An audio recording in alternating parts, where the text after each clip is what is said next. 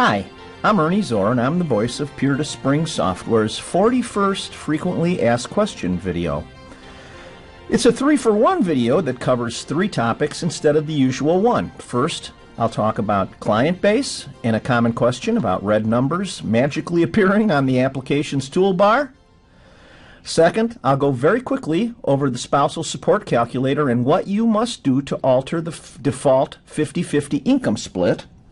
And finally, a change in the federal income tax law changed how we calculate the child care credit, and that in turn affected the calculation of child support. In this last topic then, I will demonstrate how to handle that change in the child support application. So here we go.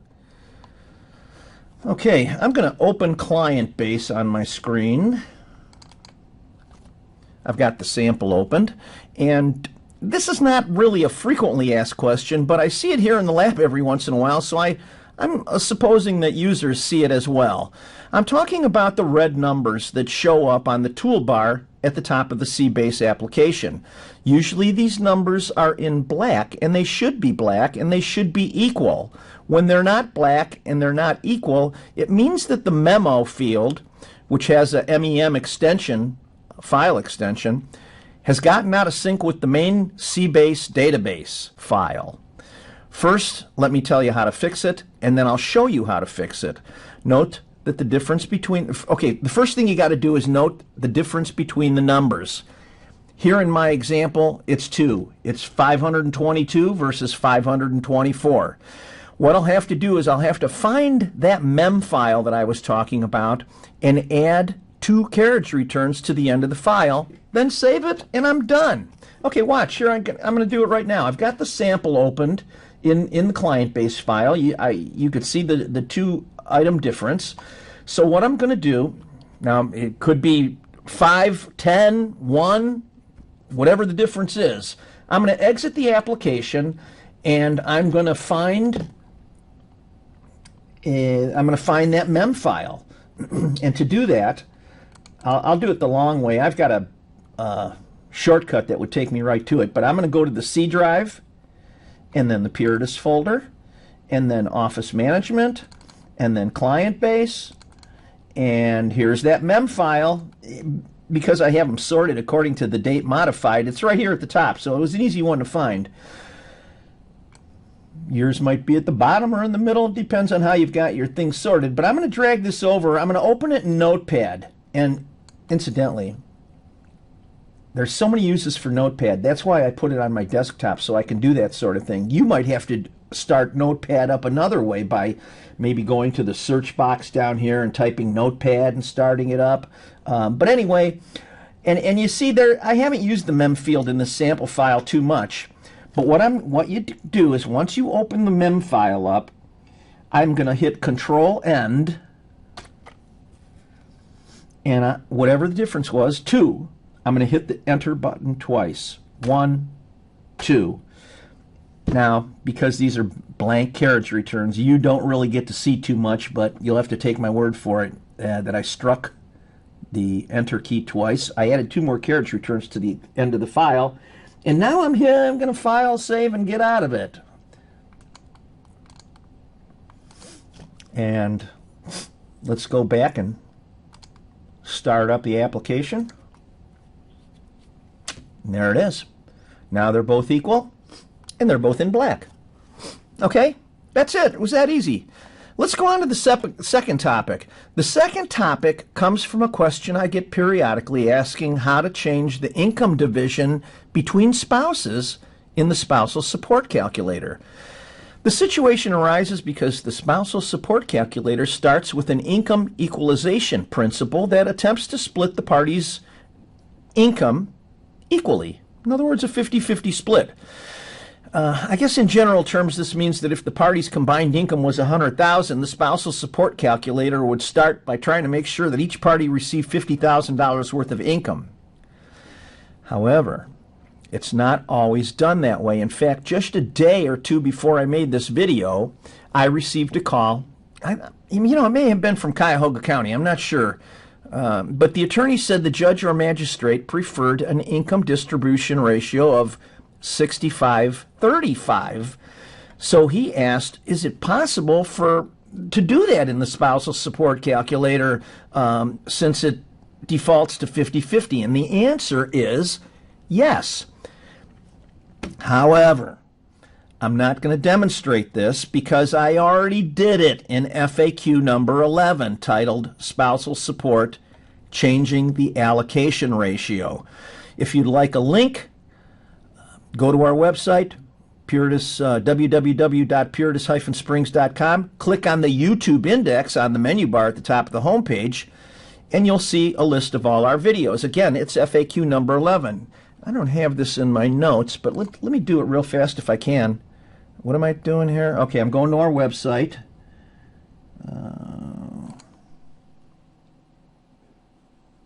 Don't even have a tab set for that. Let's go to, there we go. I do have a button set for it, though. So let's go to the Puritas Spring Software website. And things are going a little slow there, but here it is. Here's the YouTube index. Here's the list of all the FAQs that we, look at how many there are, much of them. And which one did I say? FAQ number 11, alimony, changing the allocation ratio. That's the one that I want to direct you to if you want an answer to that. And that brings us to our third and last topic of the video, and that's the child care credit that's related to the child support calculation. In the previous worksheet revision, they took the one-line child care credit, which was line 19, and it had two fields. I'd like to show you the old one, but I don't really have easy access to it. Anyway, they turned the old line 19 into a new line 21, which in our program has 62 fields to complete. Yep, you heard me right. We went from 2 fields to 62 fields. So, you know what I'm going to do? I'm going to bring that, I don't know how easily I can get to the child support program, because this is a development computer and it doesn't have programs installed in the normal fashion. So I'm going to scramble around here and see if I can fire it up. I should have had all this prepared before I started filming the video. Sorry about that, but I think I've got it right there. There we go. That's the new child support program. It's not so new anymore, but I think it's about 2 years old. And I'm going to go down to line 21. Here's this monster, line 21. If you thought I was exaggerating with the 62 fields, this is, it's got, look at the subparts, A through J, and then each one of these lines has at least 2, and so yeah, it's become more involved.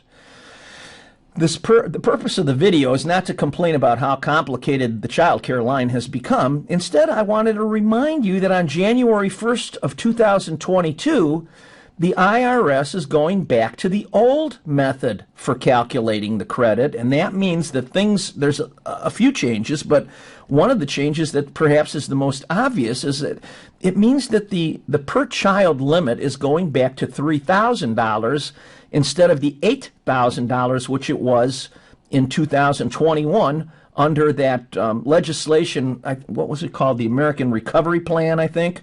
There are other changes. It's not just about the $3,000 and the $8,000, but the point is that it's changing.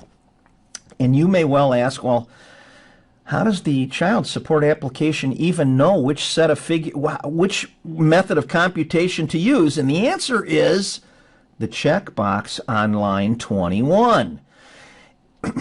and that means that in 2022, we are going to uncheck this box right there like I just did. And you might even ask and say, well, why do you even have the checkbox now that it's 2022? There's no need for the checkbox anymore. Actually, a magistrate wrote me a letter indicating that there was a need to be flipping back and forth because you may be working on a motion to modify or an appeal, and you may need to know, hey, how do we calculate this in 2021 as opposed to 2020 or 2022? And the answer is the checkbox. If you're doing a 2021 calculation, you're going to check the box. And if you're not doing it in 2021, you're going to uncheck it. And that's it. That's the simple explanation. And it's really nice the way the program handles that. It's really cool. And actually, that's it. Do I hear the music? I don't know. Yeah, I think I do. Anyway, the music is my cue to wrap it up. And if you've seen other videos in this series, you know that I scrupulously avoid referring to the like button. So, I hope you enjoyed this 3-for-1 video and maybe learned something helpful because, hey, that's my goal in making the videos. So thanks for taking the time out to watch. I really do appreciate it. And until next time, stay healthy, stay happy, and I sincerely wish you all the best. Good night, baby.